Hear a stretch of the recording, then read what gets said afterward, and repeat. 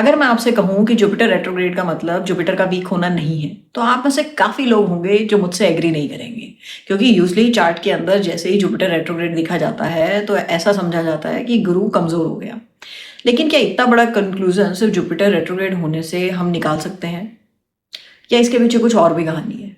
आज हम इसी बात को लॉजिकली समझेंगे। तो सबसे पहले एक मिसकंसेप्शन हम क्लियर करते हैं कि अगर रेट्रोग्रेड जुपिटर है, तो वो स्पेस में उल्टा चल रहा है। पहली बात तो ऐसा नहीं होता। एस्ट्रोनॉमिकली अगर हम इसको देखें तो ऐसा कहा जा सकता है, अर्थ से दिखने वाला जो अपेरेंट मोशन होगा जुपिटर का उस टाइम के अंदर इस तरीके का होगा। अब अगर हम ये बात करते हैं एस्ट्रोलॉजी में, तो एस्ट्रोलॉजी में हम प्लैनेट के सिंबॉलिक क्वालिटीज के बारे में बात करते हैं। अब जब रेट्रोग्रेड जुपिटर है, इस केस में ऐसा माना जाता है कि अब प्लैनेट की एनर्जी बाहर इतनी ज़्यादा एक्सप्रेस नहीं होती जितनी इंटरनली वो इस एनर्जी को महसूस करता है या एक्सप्रेस करता है। अब अगर इसके बाद हम देखते हैं कि लेकिन जब एनर्जी अंदर की तरफ एक्सप्रेस हो रही है, तो ये हमारी लाइफ के किन किन एस्पेक्ट्स के ऊपर असर डालता है। और ये बात समझने के लिए सबसे पहले ये समझना जरूरी है कि एक्चुअल में जुपिटर रिप्रेजेंट क्या चीज़ करता है। एस्ट्रोलॉजी में जुपिटर क्या बताता है? आपकी हायर एजुकेशन, आपकी नॉलेज, आपके टीचर्स, आपके एथिक्स, आपकी मोरल वैल्यूज और उसके साथ साथ आपकी फेथ, आपका बिलीफ सिस्टम। यानी कि ये जो प्लैनेट है, ये सिर्फ और सिर्फ पढ़ाई तक सीमित नहीं रहा। ये आपके बिलीफ सिस्टम के बारे में बता रहा है, या आप किन चीज़ों में विश्वास रखते हैं, आप लाइफ को किस नज़रिए से देखते हैं, इन सारी चीज़ों के बारे में बताता है।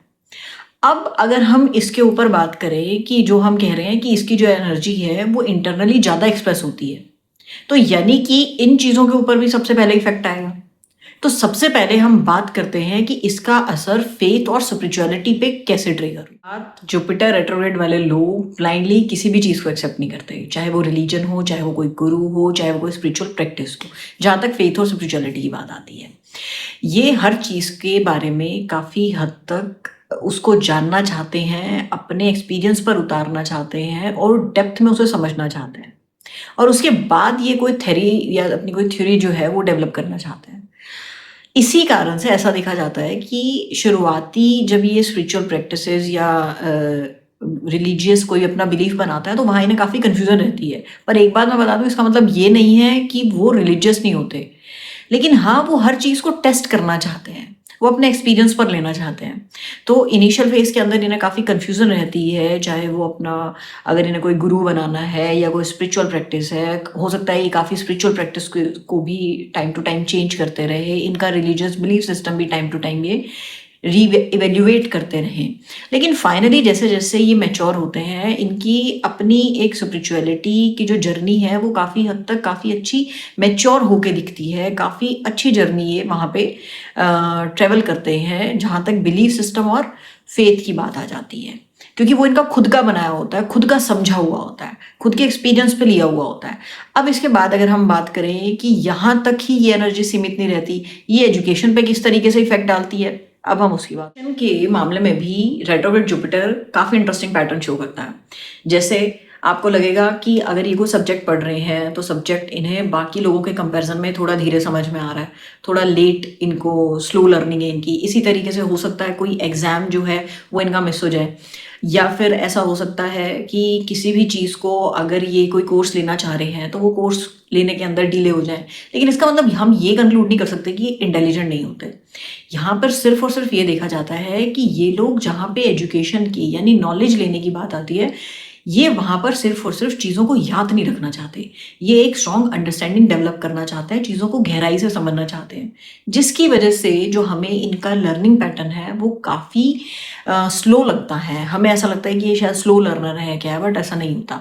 ये सिर्फ चीज़ों को थोड़ा डेप्थ में समझना चाहते हैं। और अब यही इंटरनल एनर्जी का जो इफेक्ट है वो आपको इनके फाइनेंशियल डिसीजन के अंदर भी देखने को मिलेगा। सेम चीज़, सेम पैटर्न आप फाइनेंशियल मैटर्स के अंदर भी देखेंगे।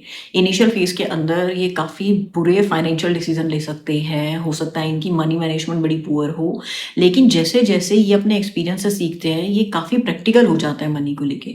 और आप देखोगे कि लगभग 35 से 50 के बीच में एक ट्रांजिशन ये अपने अंदर महसूस करते हैं कि अब ये पैसे को काफ़ी अच्छा मैनेज कर पाते हैं, क्योंकि अब इनके जो फाइनेंसेस को देखने का तरीका है, जो पिछले एक्सपीरियंस से से ये लेके आए हैं वो काफ़ी बेटर हो जाए। इस सेगमेंट तक आ गए हो तो अब तक आपको एक सवाल आपके दिमाग में आना स्टार्ट हो गया होगा कि अगर जिनके भी जुपिटर रेट्रोग्रेड है उसका मतलब रिजल्ट तो ये सबकी लाइफ सेम सी होती होगी। लेकिन अगर ऐसा होता तो एस्ट्रोलॉजी बहुत ही सिंपल सब्जेक्ट होता, लेकिन ऐसा नहीं होता। कभी भी एस्ट्रोलॉजी के अंदर सिर्फ एक प्लेसमेंट से हम पूरी प्रिडिक्शन या पूरे चार्ट के बारे में नहीं बता सकते। हम एक प्लेसमेंट सिर्फ हमें सर्टेन टेंडेंसीज बताती है, पूरा चार्ट हमें यह बताता है कि वो टेंडेंसीज किस तरीके से एक्सप्रेस होंगी, कितने स्ट्रॉन्गर वे में एक्सप्रेस होंगी। ये सारी बातें जब हम मिलाते हैं उसके बाद हम कोई प्रोडिक्शन देते हैं। और यहीं से एक सवाल पैदा होता है कि फिर हर चार्ट के अंदर जो रिजल्ट अलग अलग आएगा वो अलग अलग किन वजहों से। बात आती है अगर रेट्रोग्रेड जुपिटर से ही हम सिर्फ डिसाइड नहीं करते कंप्लीट, तो फिर और किन फैक्टर्स के ऊपर ये प्लेसमेंट का एक्सप्रेशन डिपेंड करता है। ये डिपेंड करता है कि वो आपके कौन से हाउस में बैठा है। सबसे पहले फर्स्ट हाउस में रिजल्ट बिल्कुल अलग होंगे और 8th हाउस में रिजल्ट्स बिल्कुल अलग होंगे। उसके बाद आता है कि ये किस साइन के अंदर है, एक्सॉल्टेशन के अंदर है, डिबिलिटेशन के अंदर है, या एक ऐसे साइन के अंदर है जहाँ पे ये अपने आप को सहज महसूस करता है, या कहीं किसी एक ऐसे साइन के अंदर है जहाँ ये अपने आप को खुलकर एक्सप्रेस नहीं कर पाता। अब इसके बाद तीसरी चीज आ जाती है कौन से नक्षत्र के अंदर है, और इसके बाद जो बात आ जाती है कि कंजंक्ट किसके साथ है, सैटर्न मून राहु केतु किसके साथ कंजंक्ट है। इसके बाद बात आ जाती है क्या उसकी दशांतर दशा भी चल रही है या नहीं चल रही। और इसके बाद जो बात आ जाती है कि D9 जो है उसके अंदर जुपिटर किस तरीके से प्लेस्ड है, किस तरीके से नहीं प्लेस्ड है। वहाँ पे भी रिजल्ट का जो एक्सप्रेशन है वो वेरी कर जाएगा। तो इन सारे फैक्टर्स के बाद हम डिसाइड करेंगे रेट्रोग्रेड जुपिटर किस तरीके से आपकी लाइफ को इन्फ्लुएंस करेगा। सिर्फ रेट्रोग्रेड जुपिटर को पढ़ लेने से हम सिर्फ और सिर्फ उसकी कुछ टेंडेंसीज जान सकते हैं। ओवरऑल चार्ट हमें बताता है कि वो टेंडेंसीज हमारी लाइफ में किस तरीके से एक्सप्रेस होंगी। इसलिए ही दो लोग जिनकी लाइफ के अंदर रेट्रोग्रेड जुपिटर है वो दोनों ही इस एनर्जी को अलग अलग तरीके से महसूस कर सकते हैं। उन दोनों की लाइफ स्टोरी बिल्कुल अलग हो सकती है। अब अगर आपकी कुंडली के अंदर रेट्रोग्रेड जुपिटर है तो ना तो उससे डरने की जरूरत है, ना ही उससे बहुत बड़े बड़े कंक्लूजन निकालने की जरूरत है। इसका मतलब सिर्फ इतना है कि आपके चीज़ों को देखने का जो तरीका है वो अलग है। चाहे वो कुछ सीखने का हो, चाहे वो फाइनेंशियल मैटर्स हो, चाहे वो आपका बिलीफ सिस्टम हो, या जो भी चीज़ जुपिटर को रिप्रेजेंट करती है, उन सारी चीज़ों के टूवर्ड्स आपका जो पैटर्न है वो थोड़ा सा अलग है। आप एक्सपीरियंस से चीज़ों को सीखते हैं, डेप्थ से चीज़ों को सीखना और समझना पसंद करते हैं, एक बात। और दूसरी बात ये कि आप सिर्फ एक प्लेसमेंट हमें सिर्फ टेंडेंसीज बताती है, वो होंगी किस तरीके से होंगी, कैसे होंगी, वो सिर्फ एक प्लेसमेंट पे डिपेंड नहीं करता, वो ओवरऑल पूरी की पूरी चार्ट एनालिसिस के ऊपर डिपेंड करता है, जो भी फैक्टर्स मैंने आपको बताए हैं। तो this was all about retrograde Jupiter. अगर आप चाहते हैं कि अलग अलग हाउसेज में आए या अलग अलग साइंस में आए या हम और भी इस कंटेंट को आगे बढ़ाएं, तो कमेंट करके बताइए आपका रेट्रोग्रेड जुपिटर है तो वो किस हाउस में प्लेस्ड है, क्या डिग्री है, आपका असेंडेंट क्या है और किस साइन के अंदर प्लेस्ड है।